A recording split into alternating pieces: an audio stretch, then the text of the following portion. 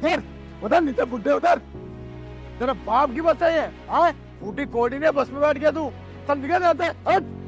देखना बेटा कितना बदतमीज है ये कंडक्टर।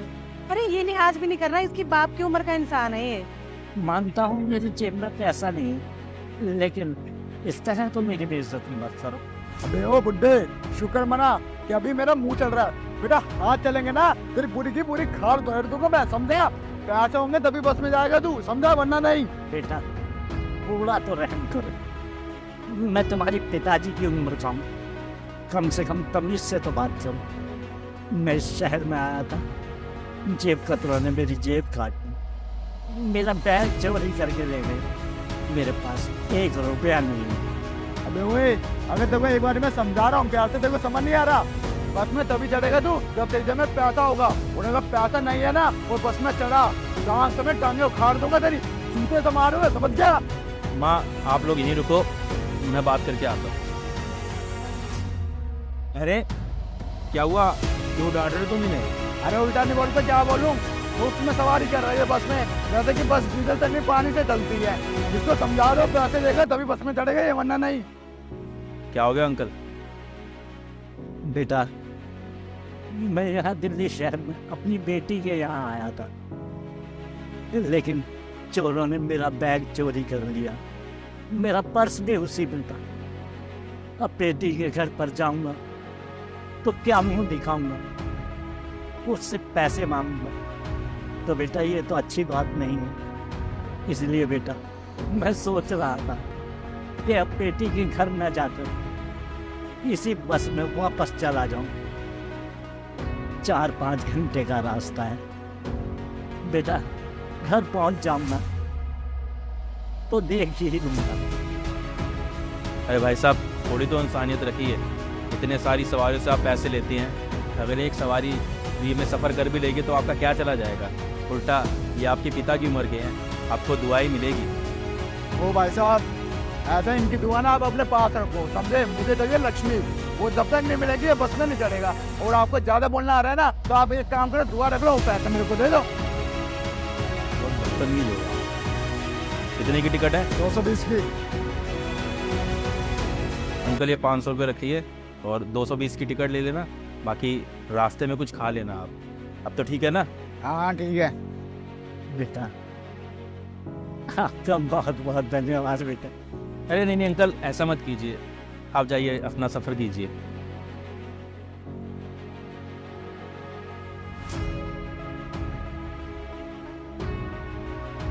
सच में माँ बहुत बदतमीज़ है ये कंडक्टर।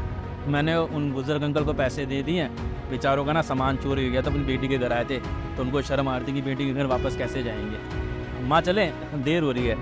हाँ बेटा चलते हैं। माँ जी प्लीज आप जल्दी आ जाना, आपके बिना ना घर सूना लगता है बहुत।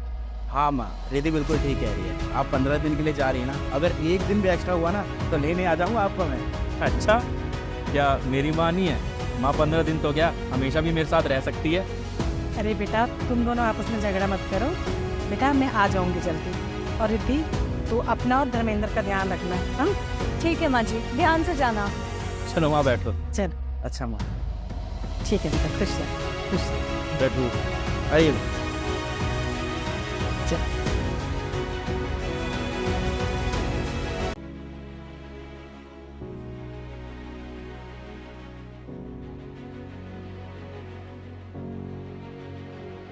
रिंकी तेरे को ना कौन आया है?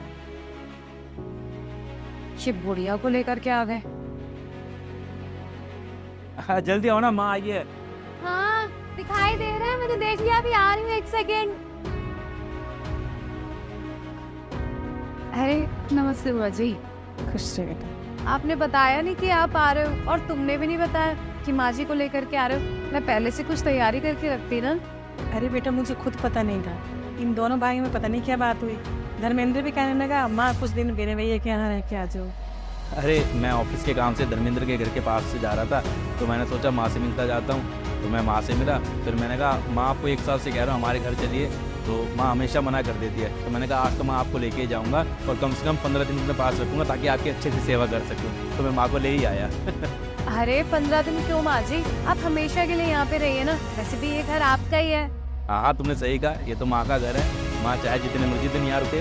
आप बैठो, मैं पानी लेकर के आती हूँ और तुम कमरे में आओ, तुमसे बात करती हूँ। माँ बैठो ना, मैं आपका सामान कमरे में रख देता हूँ। अच्छा ठीक।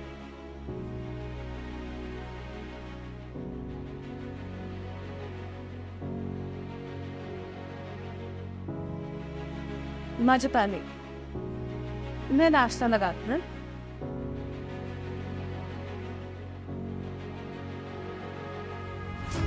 हाँ बोलो क्या हुआ? वो मार्केट से सामान लाना था, हाँ बताओ। जहर की बोतल ले आना। तुम्हारा दिमाग खराब हो गया है क्या? क्या करोगी तुम जहर का? खाऊंगी और क्या करूंगी? ऐसे तड़प तड़प के धीरे धीरे मरने से अच्छा है ना एक बारी में किस्सा खत्म करो मेरा तुम, क्योंकि तुमसे मेरी खुशी देखी नहीं जाती। अभी मेरी माँ को 5 मिनट नहीं हुए और तुम्हारे ड्रामे स्टार्ट हो गए।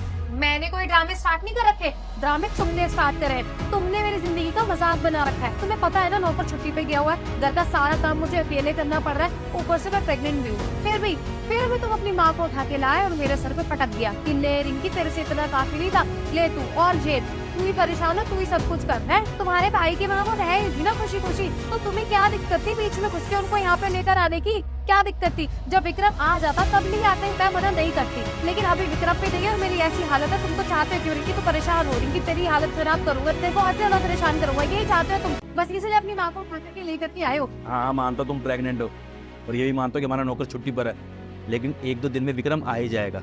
और वैसे भी माँ तो हमेशा धर्मेंद्र और रिद्धि के घर में रहती है, उनके यहाँ तो नौकर भी नहीं है। अगर 10-15 दिन माँ यहाँ रह लेगी तो क्या हो जाएगा? 1-2 दिन तुम काम कर लोगी तो तुम जिस नहीं जाओगी, इतना ज़्यादा ड्रामा करने की कोई जरूरत नहीं है। तो वैसे भी तुम भी माँ बनने वाली हो, थोड़ी देर में तुमको पता लग जाएगा कि एक बच्चे में और उसकी माँ के अंदर क्या रिश्ता होता है। मेरा मन नहीं करता अपनी माँ को अपने साथ रखने का। अगर मैं अपनी माँ को यहाँ ले भी आया तो कोई बहुत बड़ा गुनाह नहीं कर दिया मैंने। अब ड्रामा करना बंद करो तुम। हाँ, बस माँ बेटे का प्यार ही नजर आ रहा है, बीवी तो कुछ है ही नहीं ना, बीवी तो नौकरानी बनी फिर रही है घर के अंदर। तुम दिमाग मत खराब करो, नाश्ते की तैयारी करो जाओ। हाँ कर रही हूँ नाश्ते की तैयारी।